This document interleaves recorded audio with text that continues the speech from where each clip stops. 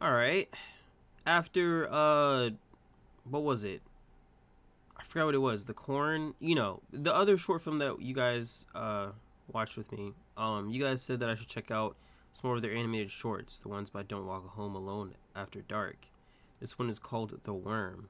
This one is a really popular one as well. It was what, like 3 mil views. We're gonna see what this one's about. So go ahead and get locked in for a little bit, shall you? I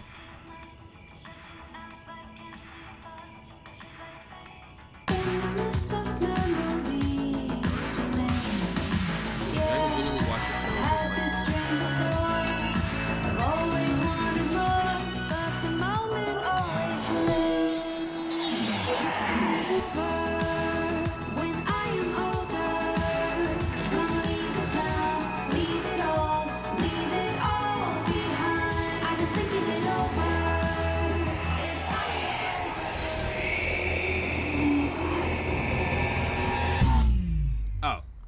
oh.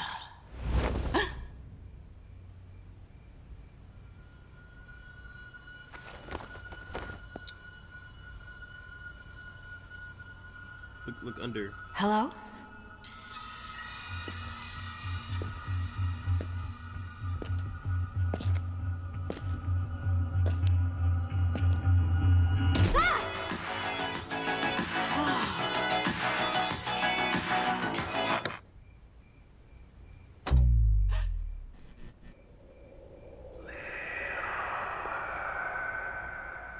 There's one house with lights on still.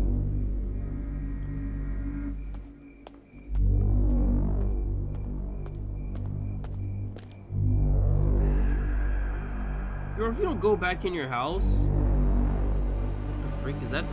What is that?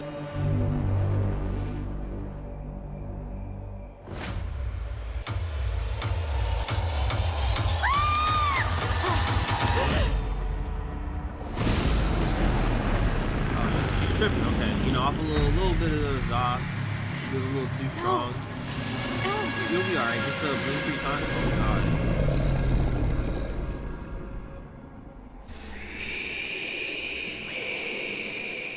Feeding you shit, dog. Oh yeah, I watched the Sparrow trailer. Moon was not at all what I thought she would be. I wasn't given much time to go over her case file before our first appointment, but from what I had read, I half expected some kind of uncontrollable monster to walk through the door.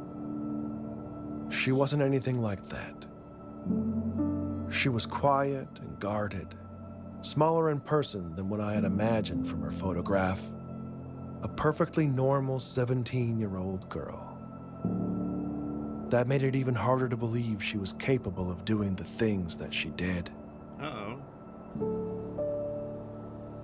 She was the last surviving member of the so-called Woodfield Five, a group of kids all from the same remote northern town who suffered a series of unexplained, at times violent, mental breaks. Clinical notes suggested some kind of shared psychosis, though unlike anything I'd ever heard of in my 20-year practice.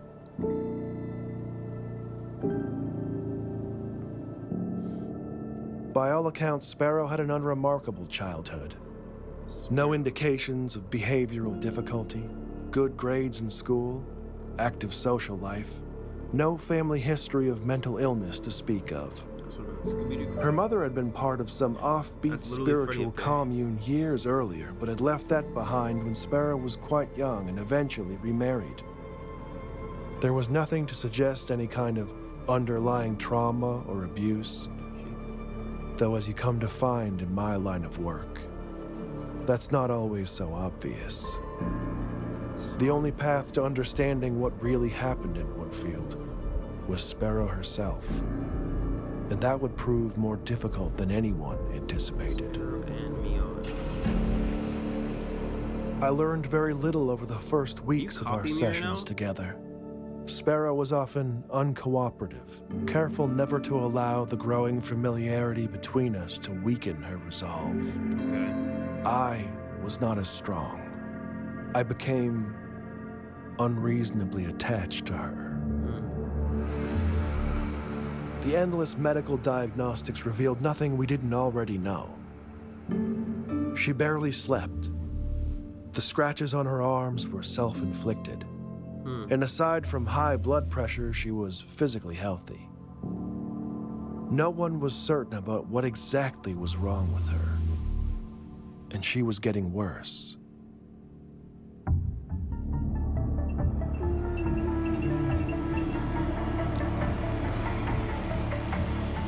The weeks turned to months, and I was running out of time. The courts had determined that unless I could demonstrate conclusive progress in her treatment, Sparrow would be transferred to an isolated psychiatric ward and out of my care. Uh-oh. That's not good. I could have walked away at that point. But he cared too I probably much. should have. But what I wanted, what I've always wanted, was answers. After all that we'd been through, she wasn't a kid to me anymore. She wasn't a monster either. She was my She was a daughter. puzzle to solve. Okay, well that's not as empathetic, but you know. Sodium pentothal can be administered to induce something called narcosynthesis, a state between asleep and awake where the subject is highly suggestible. In most places today, the practice is frowned upon. Yeah. Normally, I would never consider such a treatment, but given the circumstances, my options were limited. I knew full well that this could risk professional censure, perhaps even my career itself. Oh, for sure. That didn't seem to matter at the time.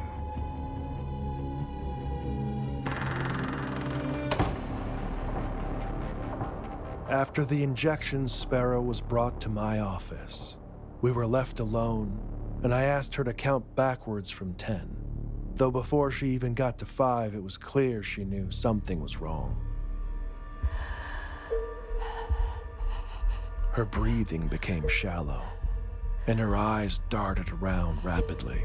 She began talking about a mist coming into the room that only she could see. She could hear a voice from within it calling to her. The drug had disoriented her to such a degree that I don't even think she recognized me.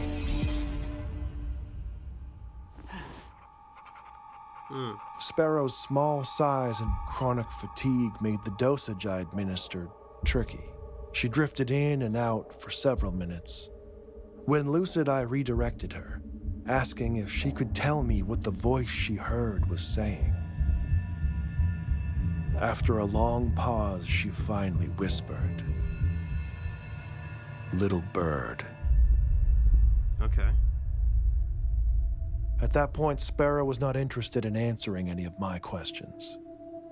She just spoke, and I listened. She said that it knew.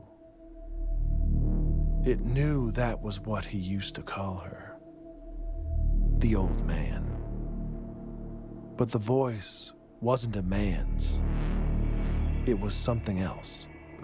She said it comes with the mist. That it takes things from you and it grows, adding to what it's taken from others. It eats you from the inside. She didn't know its name, but called it the worm. As Sparrow lapsed into unconsciousness, I was left with more questions than answers. I arranged to have her return to her room and resigned myself to the idea that I might never get the chance to understand the truth. That I had failed. I destroyed the records of our last session to prevent the review board from finding out what I had done. Yeah? It was over. Or at least, that's what I thought. What happened? It was that night the dream started. He had dreams? Oh.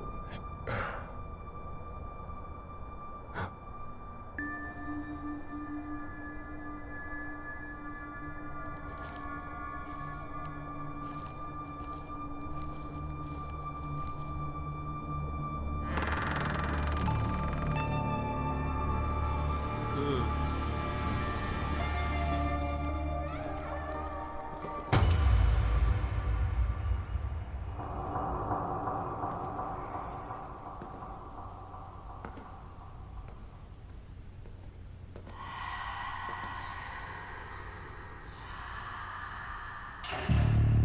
Uh-oh.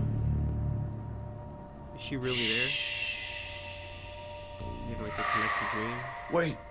Come back. This is really all him. It's the mist.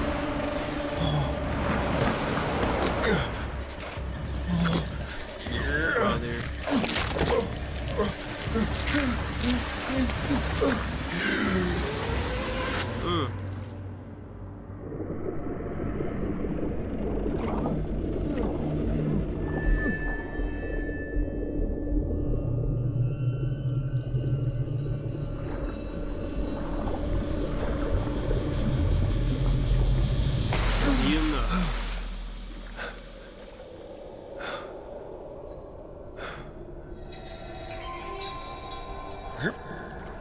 Man, I would have woke up by now, bro. This shit's creepy. You got me working out in my dream. Sparrow.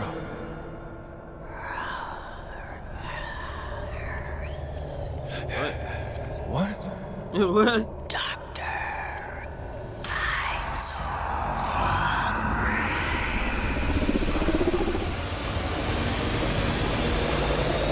Ew.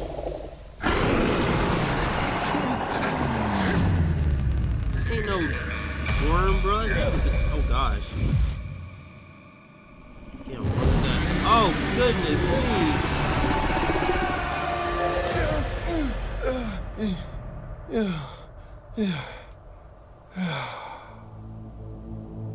Every time I go to sleep, it's the same.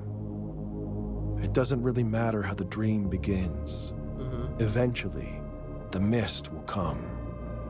And with the mist, always comes the worm. Just like she said it would. You can't run. That never works. It won't let you. The best you can hope for is that you wake up quick. Before it begins to feed. Feed on what? What does it feed on? At first, I told myself that it would go away. It could be a simple anxiety-induced aberration brought on by the stress of dealing with the case. But it was soon obvious that wasn't it.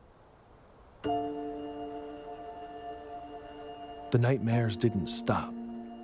I couldn't sleep, I couldn't eat. It wasn't long before my colleagues began to take notice. Things got so bad I had no other choice. I called in every favor, pulled every string I could, and arranged access to Sparrow at her current facility. I needed answers more than ever. And she still had them. Damn, I like how her hair's like kind of. I almost didn't recognize her at first. Dyes were moving. She looked strong and alert. A stark contrast to the tired girl that I had spent all that time with. I didn't have to ask any questions this time. Just by looking at me, she knew all too well what was happening. She's not having We sat down, and Sparrow Moon gave me what I needed. The worm is some kind of parasite. A pathogen, an ancient thing passed from host to host, manifesting in their dreams, feeding on their deepest fears. It will not stop, always hungry for more. It won't kill you. It doesn't want you dead. It wants what any good virus wants. To propagate. To be passed on. To be fed. Sparrow tried to hold it inside of her, to protect others. She thought that if she could fight it long enough, it would die with her. She passed the worm to me the same way that it had been passed to her. Just by telling me about it. Oh. It's a word of mouth infection. You have to believe me. I am sorry for this. You passed it on, didn't you? Now that I've told you, I don't know when. But sooner or later in your dreams, the mist will come. Bro, you signed up for this job and suddenly now you don't want it because And you with realize the how intense it mist, was. always comes the worm. Wow. Homie just couldn't. He had that whole. He went through that whole investigation, put her to sleep and everything. And then he got what he wanted. Then he was like, man, this shit too intense for me. I'm gonna pass it on to somebody else.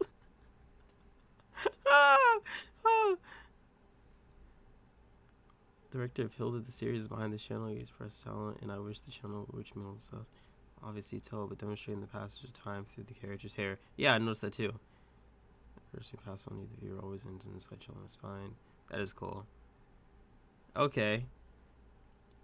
He's recounting events to warn people, as seen in stories like At Mountains of Madness, but the selfish reasons so he doesn't have to deal with anymore. Yeah, no, I was thinking he was like confessing to somebody, but yeah, in fact, he is literally just passing it on. Also, like how his curiosity is what helped the worm to live. Yeah, Sparrow had the capacity to do awful things to keep others from spreading this worm, but also the strength to keep from spreading it herself. What she didn't count on was a curious doctor who had the moral flexibility to not only undergo a frowned-upon practice for answers, but to spell it all out in order to free himself. She almost won if it weren't for him. Yeah, like it seems like he's trying to help her, but literally he ends up doing the exact opposite and like getting it spread on. Hey, good shit. Good shit. I like this one.